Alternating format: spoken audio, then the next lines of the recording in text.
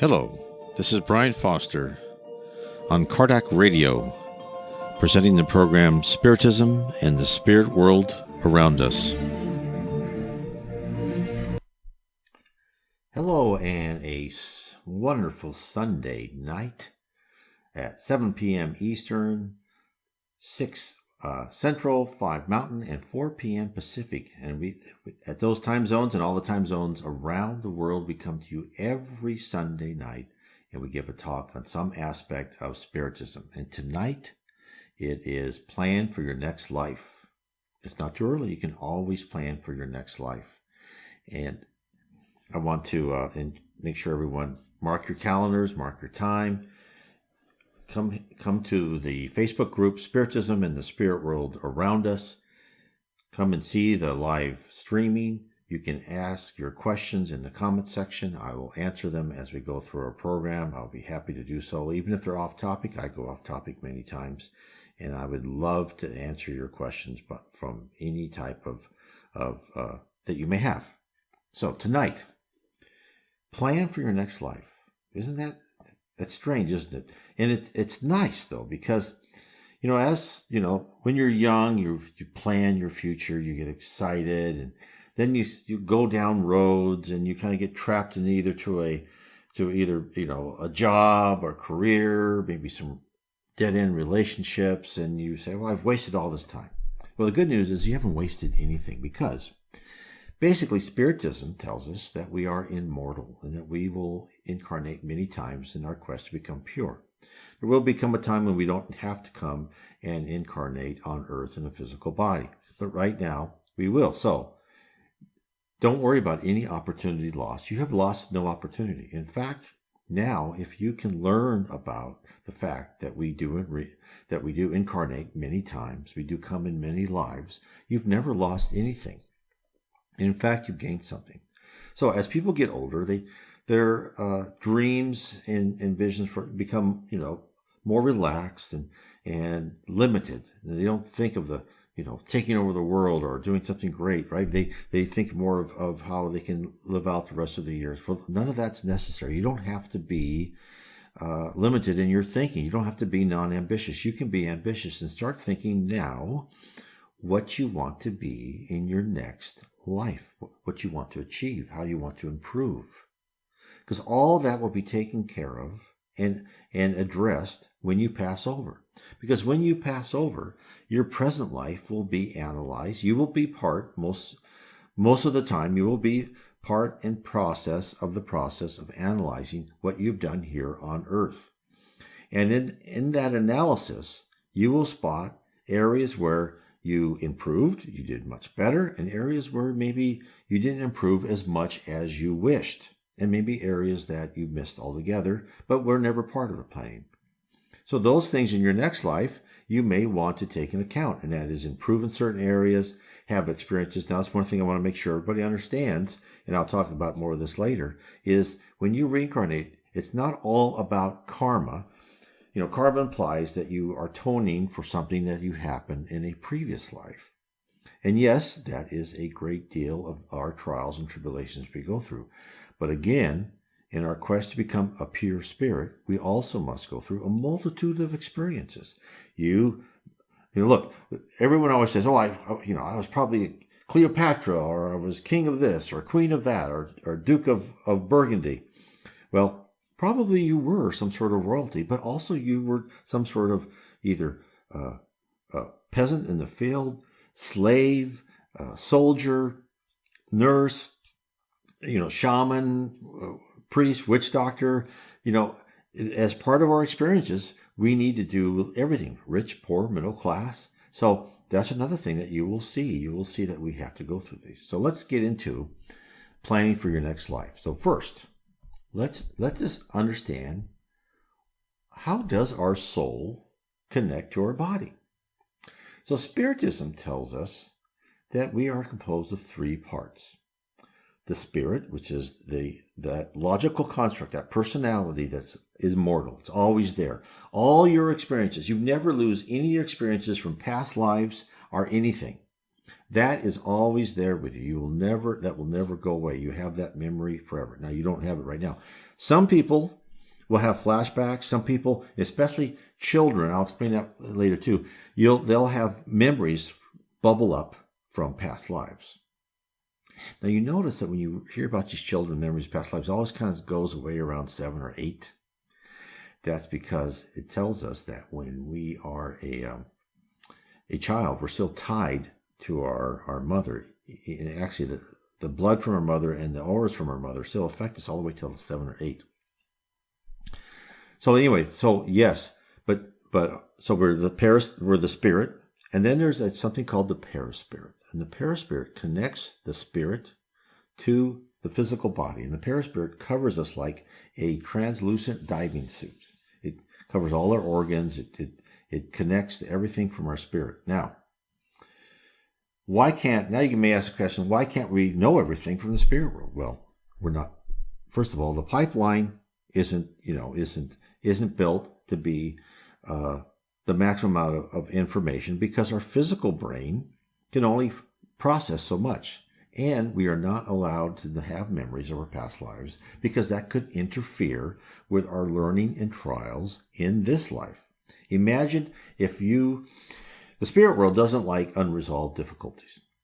So if you had murdered someone in a jealous rage, you may come back as their child. Now, would you want to know that you murdered your own mother or father, right? Or you did something wrong to them, you stole all their money? Or they stole your money and now you're back with them and you're going to inherit the money that they stole from you? No. So that's why we're not allowed previous memories. But when you go back to the spirit world, you will be able to access those memories if you are at a level that you are able to. As you mature more and more spiritually, you can gather more and more of your previous lives, the memories of your previous lives. Now, I've not heard any spirit that knows how far back they go into this primitive little, rivulet of intelligence. I think that's missing. I've never heard any literature from spiritist mediums go back that far and understand how they were created. That's still a mystery from what I know. Maybe to some very high lords, it's not, but I think everything I've read in spiritual literature says that people don't understand exactly where they came from. They think they came from small groups of intelligence somehow, and they grew and grew. But anyway, so you can only go so far back as to be, logical, a benefit to you. So how does reincarnation really work? So again, that goes back with the spirit. The paraspirit connects to our physical body, right? And we have that pipeline that's connected to our organs. It knows our organs. It goes through our brain. It processes information as much as it can. That's like when dreams, as an example. When you sleep, you rise, you go to the spirit world. When you come back, you have these fuzzy memories and you're not quite sure what went on. And that's because our brain can only process so much, and our brain looks for things that are relative to others, right, to understand. It's just like when they say, when the first American Indians saw the ships from Columbus, they didn't know what they were looking at. They didn't even know they were ships. They thought they might have been clouds, right? Because they had no perspective on ships that high, that big. And just like us, we have no perspective on many things in the spirit world. Therefore, our symbols, our symbology of what happens can be all messed up. That's right. Be careful how you interpret your dreams. I usually tell people to look at more of the emotional state, and that way you'll know if you felt good or whatever, and kind of understand kind of what the message is through that. Okay. So in the book, Between Heaven and Earth, a great book. It's one of the series of Andre Luis's books.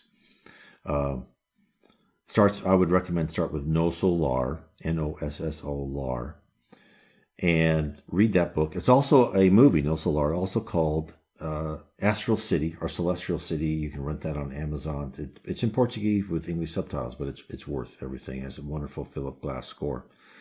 And it tells you about Andre Luis's excursions in the spirit world. And then he wrote more books all about as he came to Earth and he helped.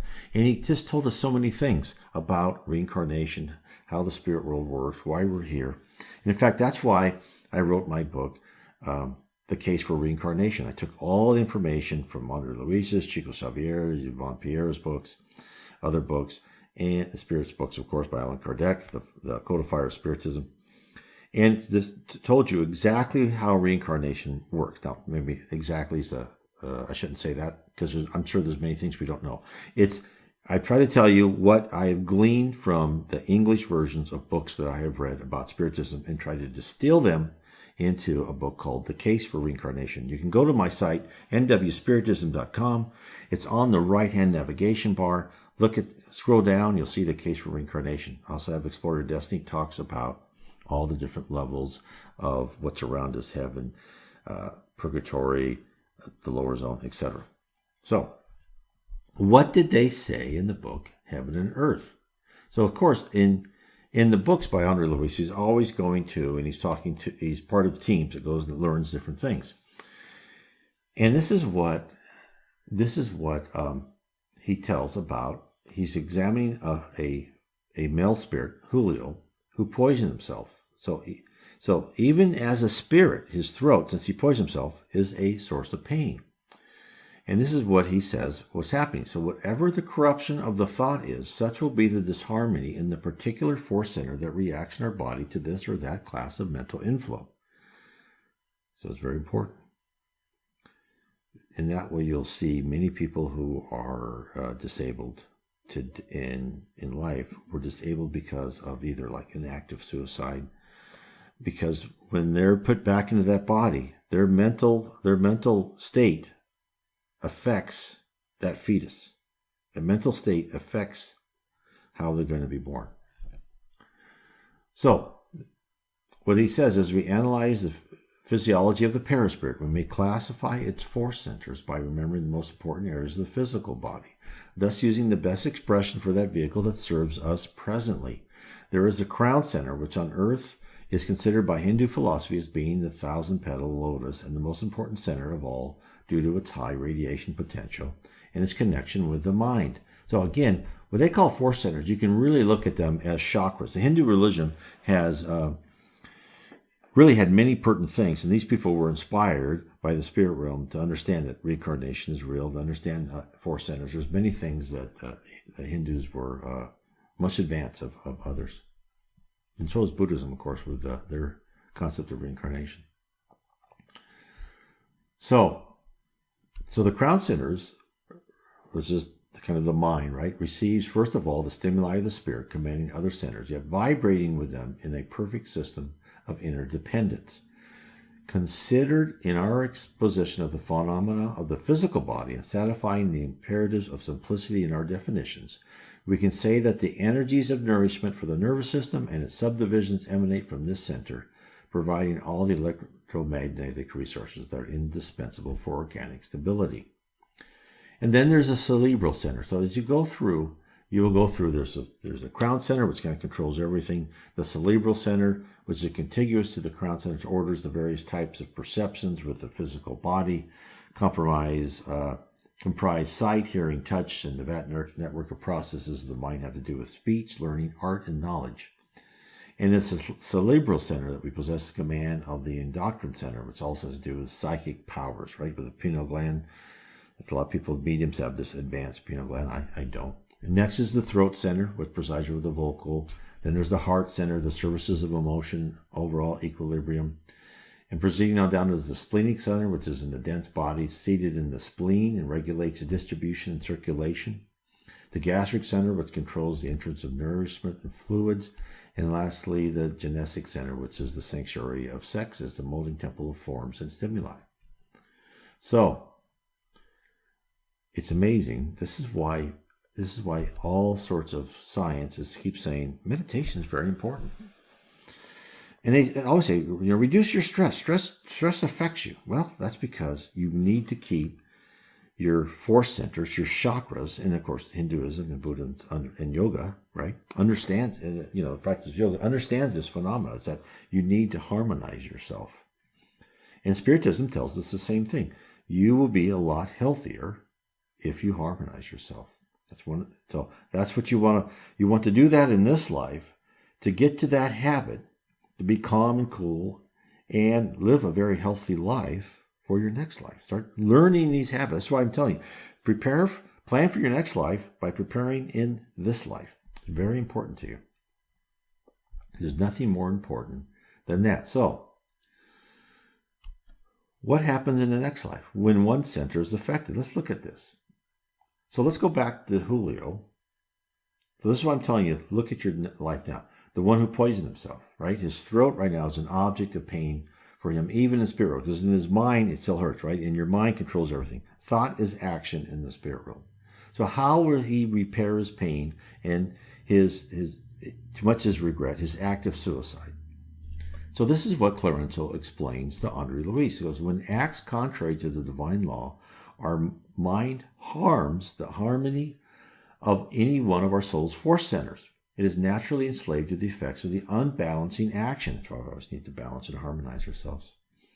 Going to a Spiritist center, by the way, is very good because you can get passes. And I should take a whole program explaining what a pass is. But in essence, a pass takes the force of energy from a spirit. There's the person that stands in front of you and kind of waves their hand on you in your pass. But behind that person, invisible to you, or at least to most of you, is a spirit that is taking universal fluid and modifying it to fit, using the human body in between you to fit the fluid, harmony, and vibrations of your body, and it helps you. That's why I think a lot of these Reiki passes are.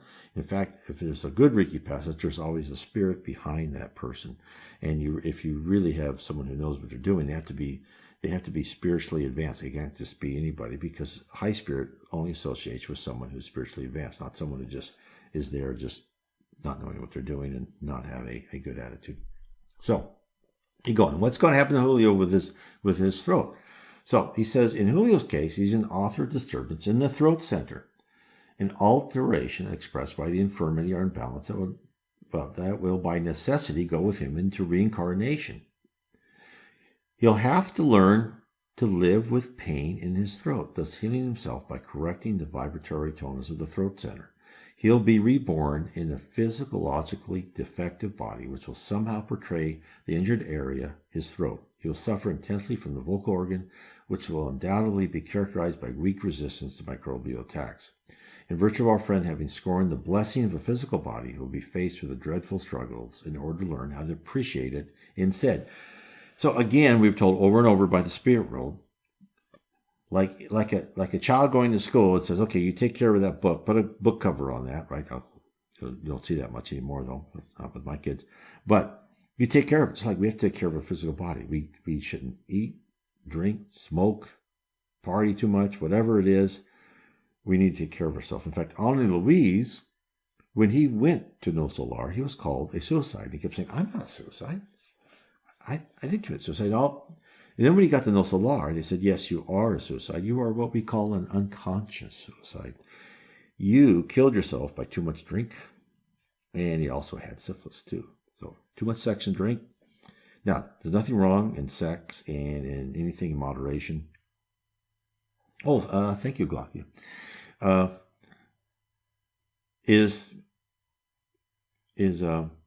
But you just need to keep everything in moderation. Now, I have a question. Is what do you say about self-passes whenever you can? Okay, let me just finish this one thing, and now I'll talk about self-passes, and that's important. So Julio will be in a very deficient body, and so just to let everybody know, our deficiencies are kind of really tragic, or episodes where we affected either ourselves very tragically or other people that will come with us. Therefore, we don't want to do that in this life. And if we do something wrong in this life, pay for it in this life. Now, let's go. The question I had was, what do you say about self-passes? So that is something important. So what we do is first, if you have a family, or even by yourself, is take a time, the same night. Let's take it, for instance, as an example. What we do as a family, we'll take like 7 o'clock or 8 o'clock at night on Thursday nights, let's say. And we meet as a family. We open a little prayer. We read something from one of the Spiritist books. We discuss the Spiritist books. But what we do beforehand is we put a vase of water in the middle of the table. And as we discuss Spiritism, the spirits will be around us. And actually, I can feel the presence. One thing, I can kind of feel the presence of spirits. That not much else I have any talent for. But then at the end, you say a prayer to end your meeting. And then what you have is you have magnetized water. It's another way of doing it. So another thing what you can do, and then we drink the water, and it helps, again, just like a pass. It helps clean your system. It helps harmonize your system. And as you are in that meeting, they are around you, affecting you. In fact, sometimes I've sat around meditating. I felt like just amazing amount of energy, right? So again, for self-passive, what I would say is create a habit. If you're just by yourself, create a same time zone. So sit there and meditate, let's say every Wednesday night at 8 o'clock or 9 o'clock, and say, meditate, please spirits come and help me, think about the God and the spirit world, and then lay out a little vase of water, whatever you can, and sit there and meditate and say, help me balance my emotions. And then they may not come at first, right? But once the spirit world sees that you are dedicated to improvement, then keep doing that, right? Keep going time after time at that same time, and they'll know, and they'll come and they'll help you. Because anytime, it's just like a teacher in class. Whenever they see a kid trying and doing well, they're going to go, oh, I'm going to help that child. I'm going to help that same thing with us. They're going to help us, and they're going to make it better. So I hope that answers your question. So definitely there is very good reason for self-passes. That's what I would do. So let's talk about your trials on earth then. So when we plan, I want to talk about this because you can already start planning what you want to do. Now, some spirits who they've had hard experiences on earth. In fact, I know of a story about one lady who was a queen in another life. Oh, you're welcome, Gloxia.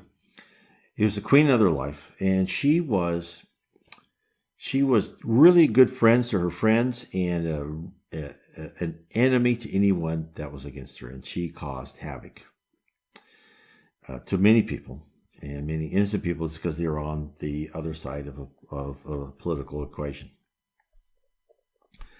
She spent life after life in not very good conditions, and finally said, look, I want to get rid of all, I want to pay for my atonement. So she came back as a complete invalid. So that's why you never want to do, you don't really want to say, I've been a king or a queen or whatever, because, the more power you have, the more capability you have to do harm. And how many of us can handle absolute power? Just like you see here with people who are extremely rich in our life. And sometimes people handle it very well. And other times they become little dictators. They get what they want. They don't care about other people. So it's hard. The Trials of the Rich, and even in the Spirits book, Allan Kardec, I recommend you read his books. In fact, he is the codifier of Spiritism.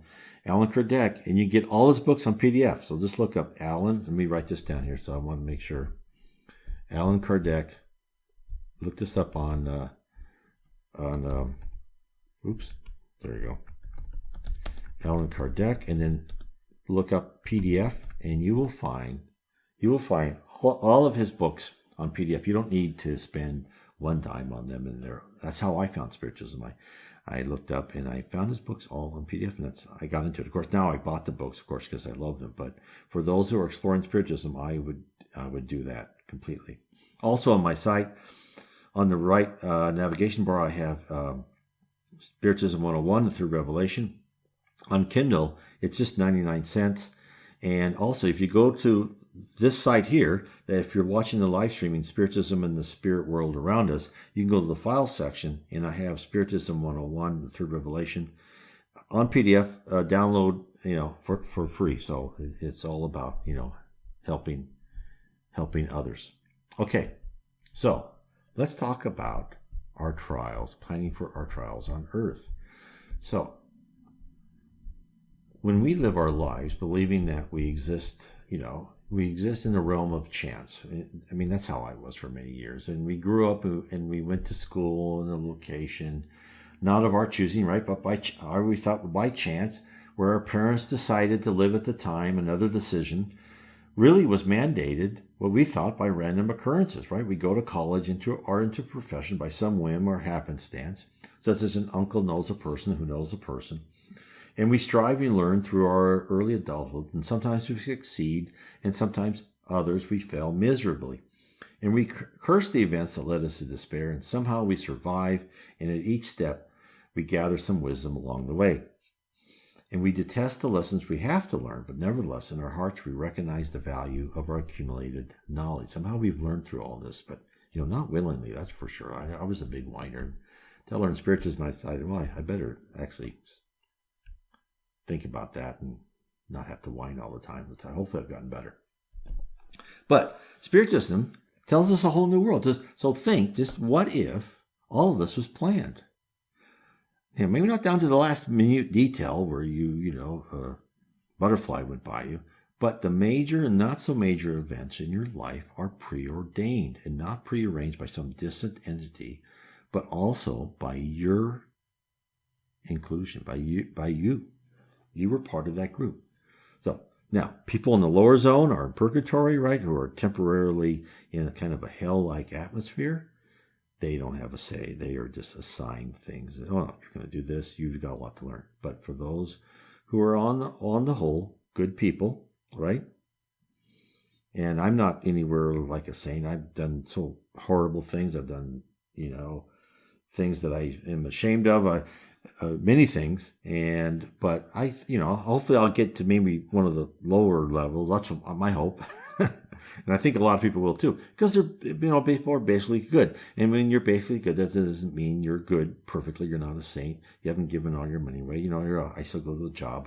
I do things, and I yell sometimes and lose my temper, but it's we try. We try, and that's what the Spirit Word wants to try. So if that's the case, you will be planning your life. So let's start talking about that, right? And first of all, let's recognize that whatever situation we are in, it's edifying.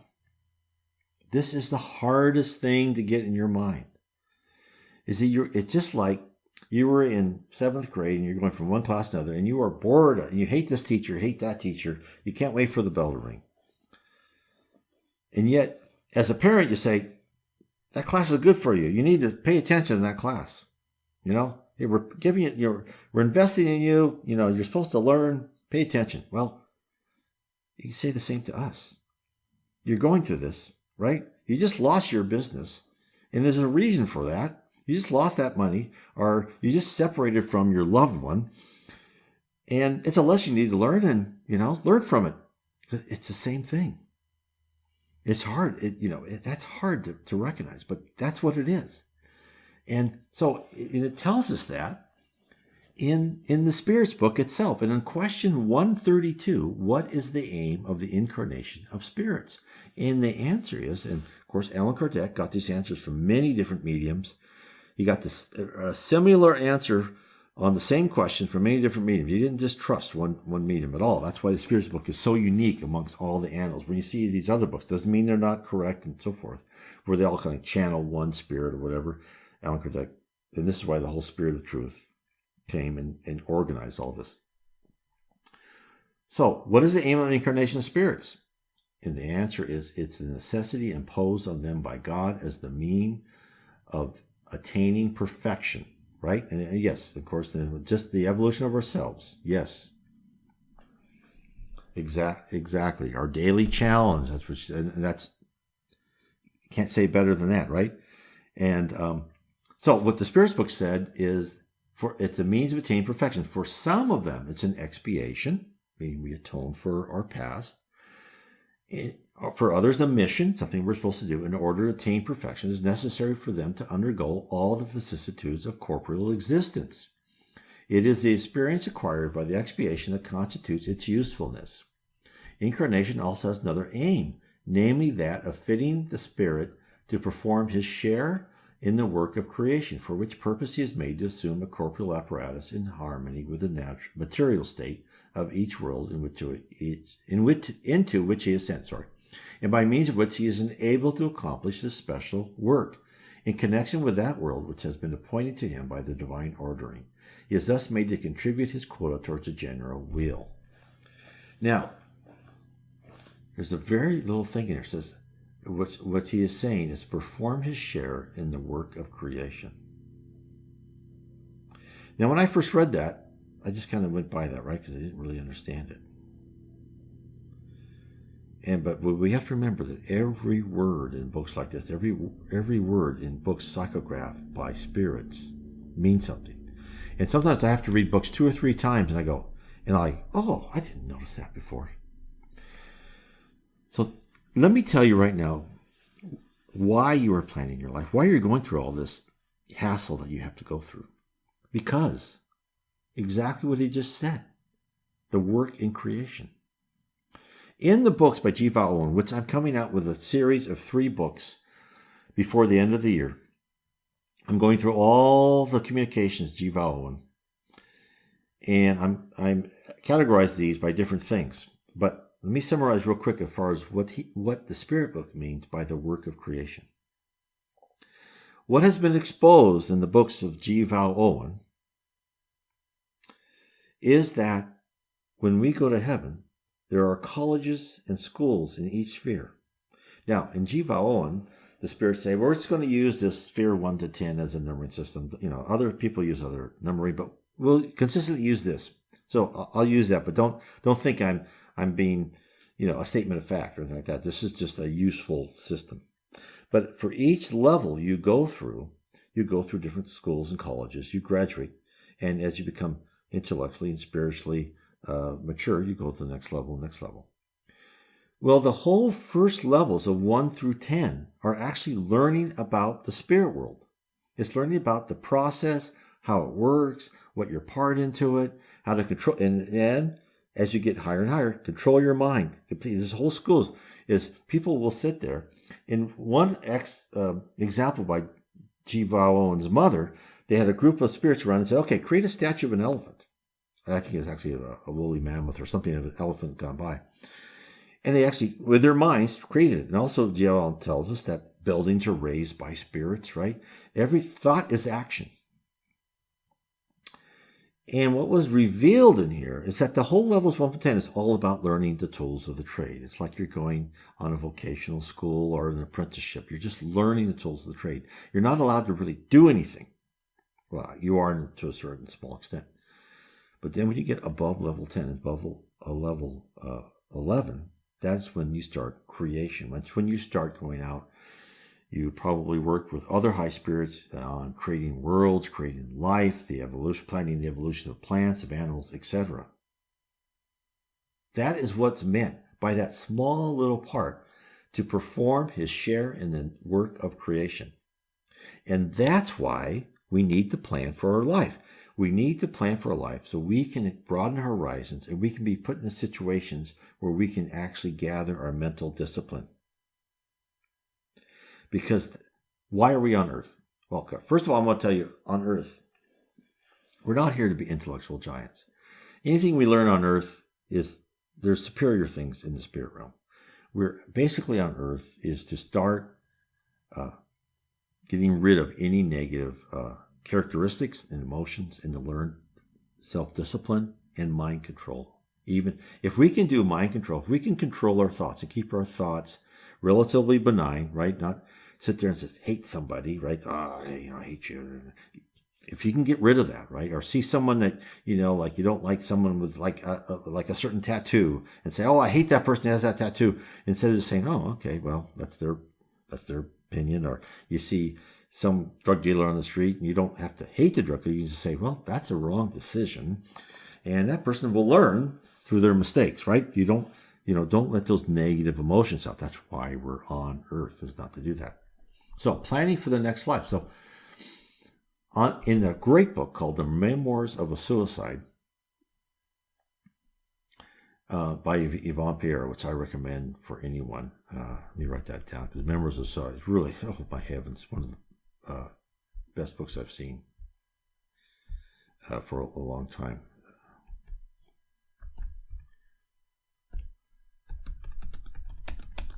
Look that book up. I recommend it. Oh, I spelled suicide wrong. Anyway, I'll hide that. But anyways, Memoirs of a Suicide. So this is what Camilo Branco was told by a veteran of reincarnation planning, right? Because when you're in the spirit world, you start this whole process of reincarnation planning. And in fact, you'll be maybe preparing for it for a long time. In fact, when I was at a Spiritism meeting in Rio de Janeiro, I was told I had spent decades planning for this life. Which, who knows? I mean, what did that entail? I have no idea. Just what they were saying.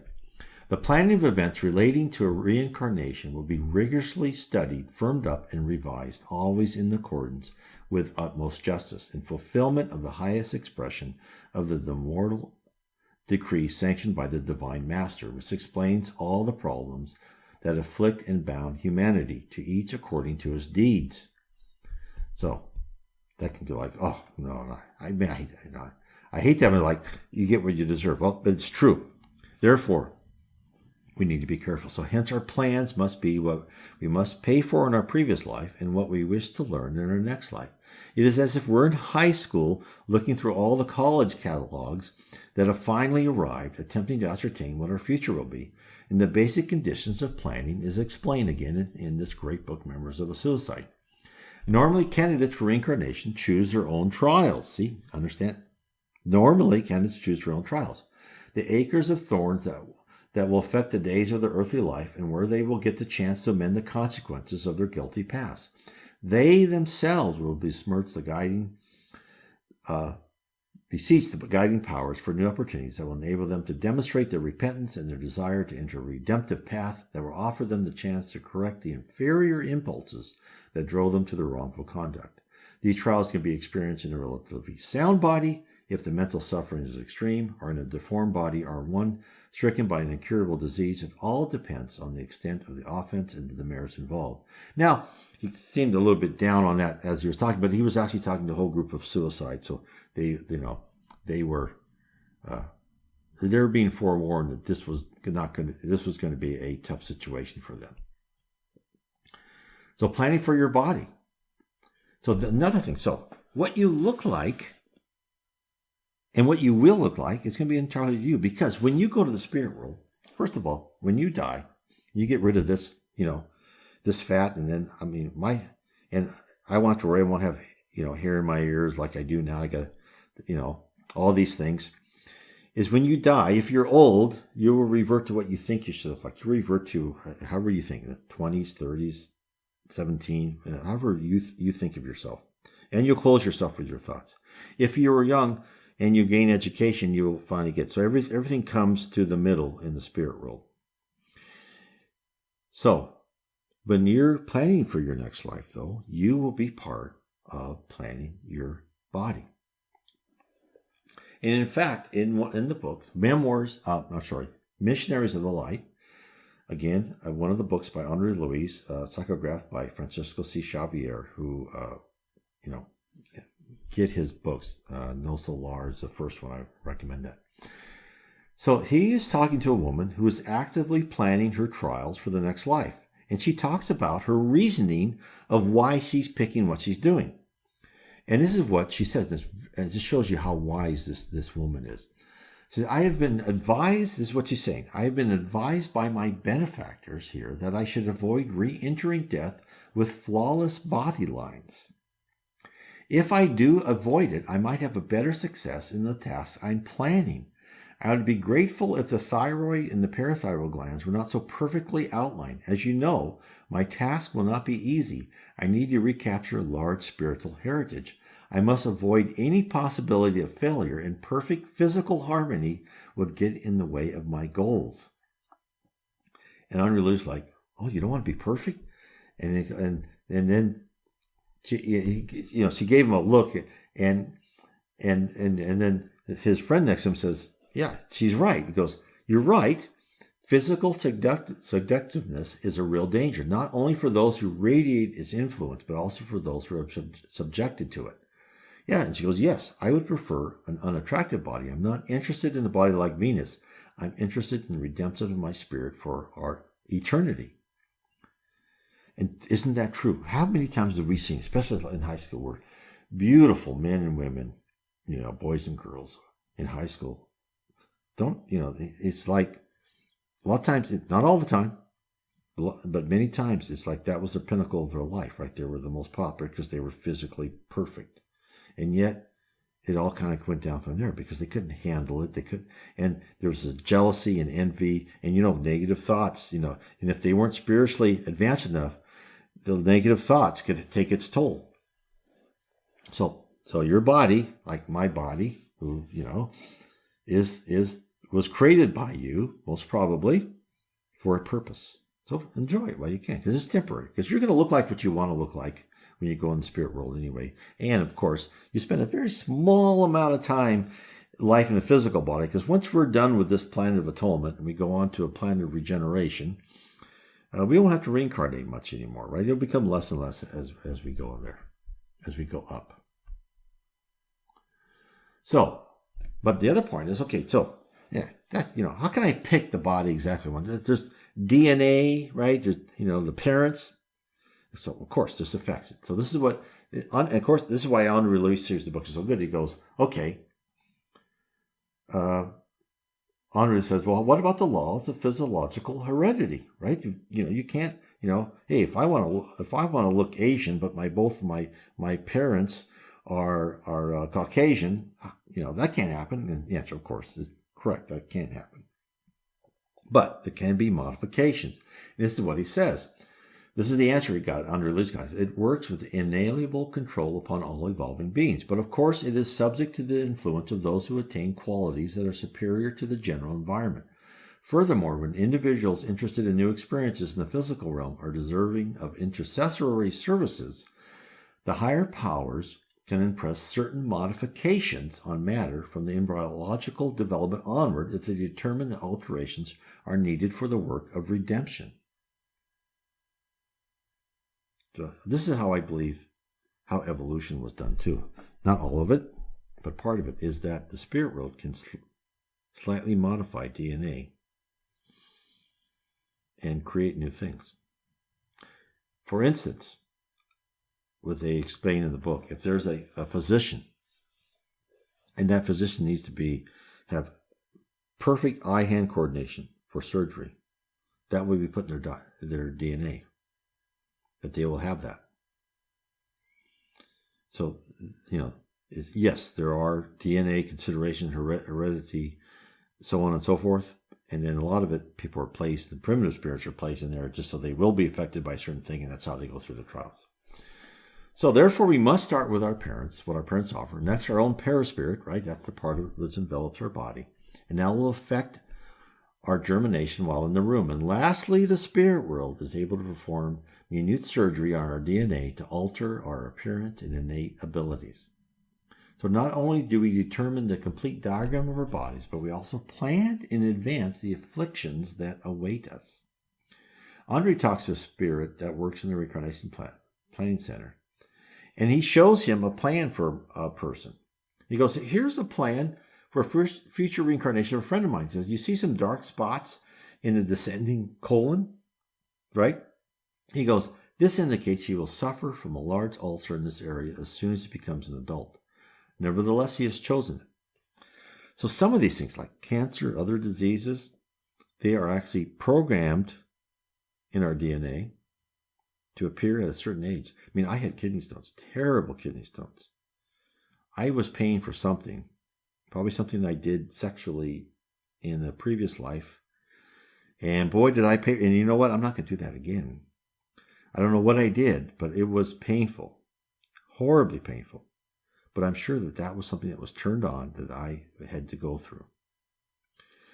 And so why did he have an ulcer? Well, the reason this person was going to have an ulcer because he stabbed someone in that same spot in the intestines, right in the colon, in a previous life. So those are all things that happen, right? So that's why we have to be very careful. And that's why our body is but one consideration for our next life. So think about what kind of body you want and why do you want that. And then what do you want to do? What do you think you're lacking in this life that you want to do better, right? Do you want to be, because you can always say, hey, I want to be rich in the next life, but I want to be rich. And I want to be rich not because I want to live this life of luxury. And it's okay. If you make money honestly, you can buy a yacht, whatever you want. There's nothing wrong with that. They say that over and again in spiritual literature. But I want to create a corporation where I treat people nicely. I treat them fairly. I treat my help fairly. I become an example of how everyone else should be. There's nothing wrong in wanting that. In fact, the spirit realm would probably love having a whole legion of people who are captains of industry who actually treat their employees like family members and very compassionate and important people. That's how the spirit realm works, right?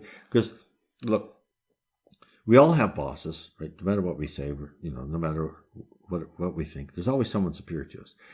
In the spirit realm, the people who are superior to us are there because of their humility, their service, their learning, their spirituality. And you want to do what these people say because they love you.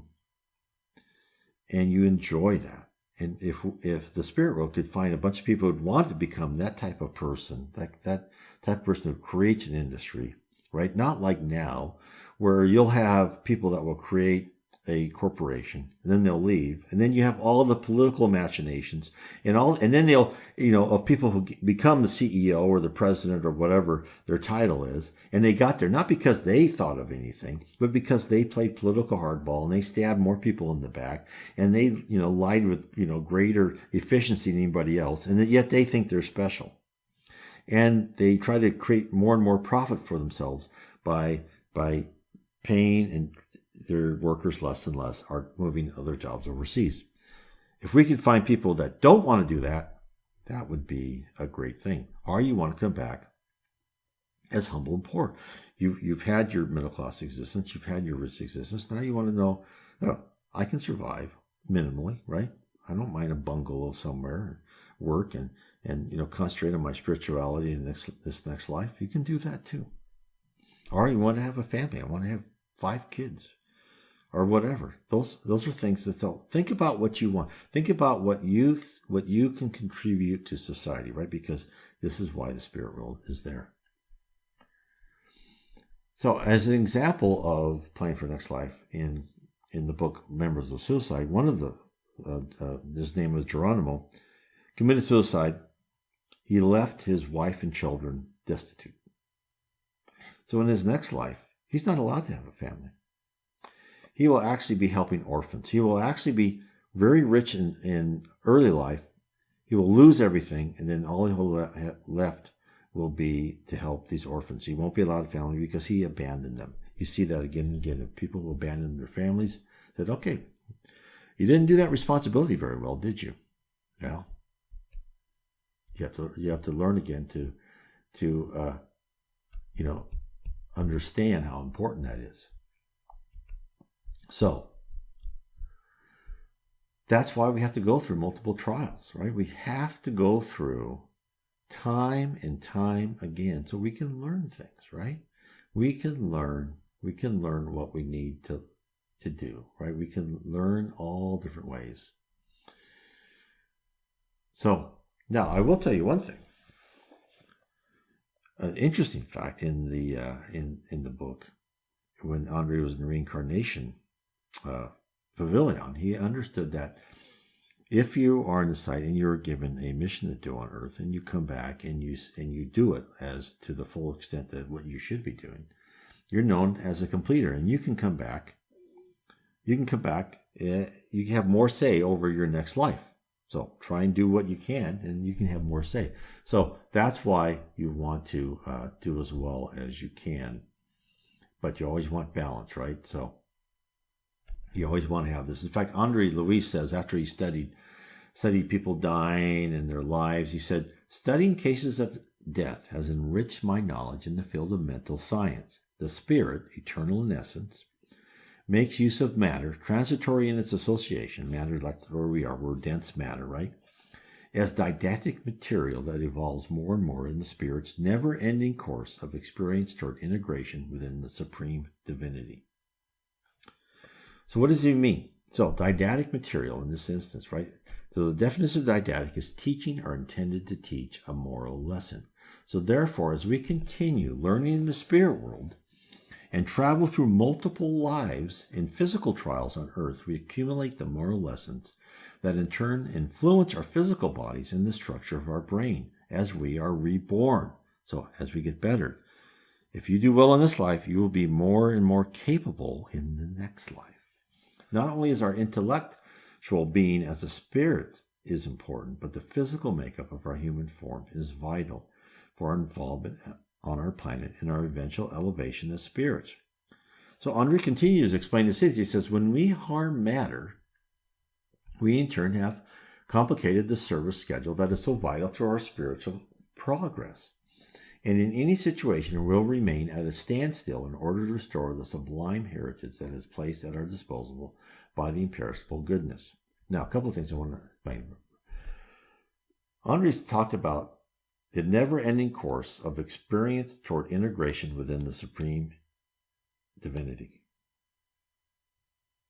In the books by G. Val Owen, they talk about this. They talked about subjectivity to objectivity to sublimity. What does that mean? Well, that is the whole course. That's the whole arc, intended arc. Objective is us. We are objective. We are in this body. We have no say right now. Physically, we have no say. We can harm ourselves, but that's beside the point. We are in this bill. Subjective, when we're back in the spirit world, we can start creating with our own mind, right? Subjective is your own point of view. Objective is fact. Here in this physical body is a fact. We are on earth learning. It's a fact. Spirit world is you more and more your thoughts and your influence. In the spirit world, you're learning how to use your brain for good, for service, and control your thoughts, right? Because you have all this immense power, and yet you sure don't want to lose your temper, right? That's not allowed. So you'll be put down until you learn that, right? And he says the never-ending course of experiences toward integration of supreme divinity. What also is talked about in the books by G. Val Owen in the Communications from Spirits is that as we go higher and higher in the spirit level, right, we're in this river. And this river interconnectedness. And all of us are unique personalities, right? That's what we are. That's why they call us personalities. We are unique personalities. We have our own character because we've had our free will. We've had all these experiences. And yet, as we go higher and higher in the spiritual level, we become sublime. We become part of this bigger ocean. This is what was said in the development. We become part of this bigger ocean, and yet we still retain our characteristics because God, this is why God is a genius. God is a genius because if God wanted us all perfect, we'd be like ants, right? We'd all be perfect. We'd all be the same. We'd all say, yes, sir, or yes, ma'am, or whatever. And we'd never deviate from the path. Instead, we are each given free will and training to use our minds, but we all have a distinct personality, correct? And this is, so as we become part of this big ocean of sublimity, this huge universal cloud, yet we still contribute to this sublimity, contribute to this universal intelligence with our own little insights, right? Our own little quirks. We all want to do good, but maybe how we do it, how we fashion it, could be a little bit different from somebody else. And that's the strength. That's the power. That's why God is so intelligent, is amazing, is beyond our imagination, because God has made the perfect process to weed out imperfection. And it's a process whereby we go through life after life, getting rid of what we think are our blemishes. And we're never allowed to rise a certain level because of the law of affinity, right? The law of affinity, one of the divine laws, keeps us at the level where we belong. Now, what do I mean by that? So if you are a relatively nice person, you go through life not doing any harm. Let's say you go to one of the levels of heaven. Who will you meet there? It's not like your local high school where you have the druggies, the bullies, the athletes, the popular ones, whatever. I never fit in anywhere. No, it doesn't work like that. You're going to meet other people with the same characteristics and attitudes. Not perfect, right? Not regimen. But you're going to meet benign, compassionate, nice people. If you're a pickpocket, you like to rob people, take advantage of people, think people are just pawns to be used, where are you going to go? You're going to go to the lower zone, or heaven forbid, lower than that, the dark abyss. You'll be with people like you. This is why the process is so perfect. That pickpocket will be with others like him or her. And other people will try to take advantage of them, just like the pickpocket want to take advantage of others. And they'll be in a sea of people kind of similar to them. Not exactly, some superior, some inferior, right? And they'll find out like, oh, I don't think I like this. This is, there's no one for me to take advantage of. They're trying to take advantage of me. There's no innocent, good people out there. Well, yes, you're right. There isn't. Therefore, you want to get out of there, you better start changing your attitude. This is why the process is perfect. If you're a chief of a corporation, you want loyal, dedicated employees who are all striving to be better. How would you do that? You give them incentive to rise, and that you give them free will to get to where they need to go. And yet they're not allowed to get there until their attitude and characteristics change for them to want to be part of that organization. And that's where the Supreme Being is done, right? They have given us a process whereby we create, not clones, not robots, not automatons, recreate people that are continually training themselves higher and higher, more skills, more capabilities. It's another thing, right? When you plan your next life, remember, as the higher you go in the spirit world,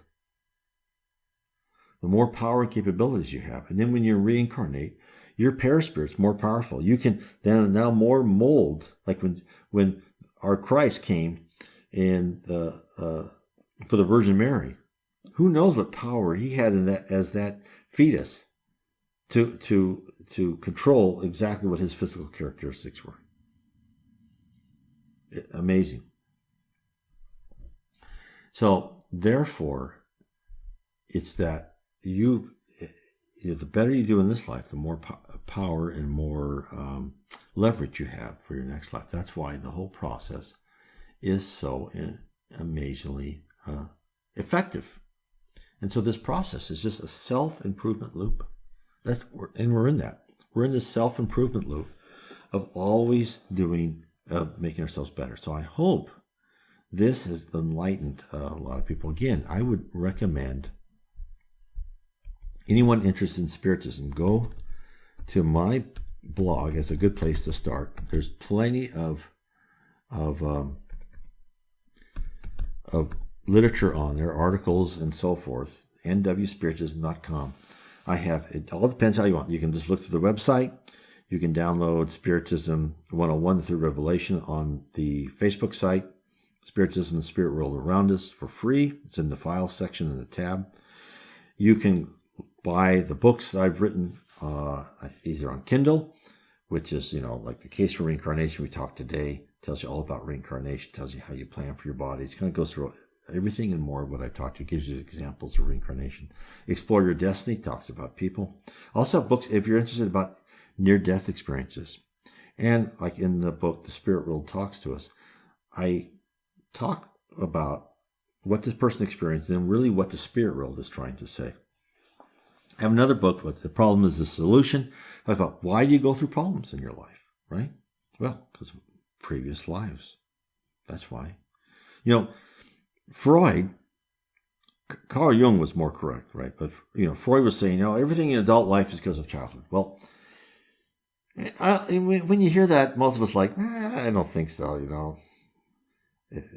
But they have this whole world that they don't let you get out of. But it really, if you take what Freud said and say, it's really affected by your previous life, then he has something, right? Then he's correct. So he was correct. He just didn't understand the idea of previous life. Also, we tell us about reincarnation is that when you're, maybe from 15 to 18, 19, your true personality starts coming out. When you're a child, you're kept as this humble child, and you're and all the spirit world wants that. So hopefully your parents can meld and mold your character to be a better person. But then your true character starts coming out from your previous lives. And that's why sometimes you'll see in families like a black sheep, because they're probably were some of the immature spirit that the family volunteered to take when they were playing in reincarnation pavilion. And that and the childhood didn't mold them well enough, or it wasn't their fault. It just, each parent tries their hardest. But that's just what happens, right? You volunteered to take a more immature spirit. That spirit could not withhold their desire for gratification immediately or other things, and they went their own way.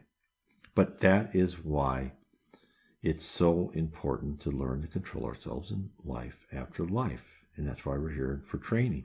And that's why people are all on different levels, right?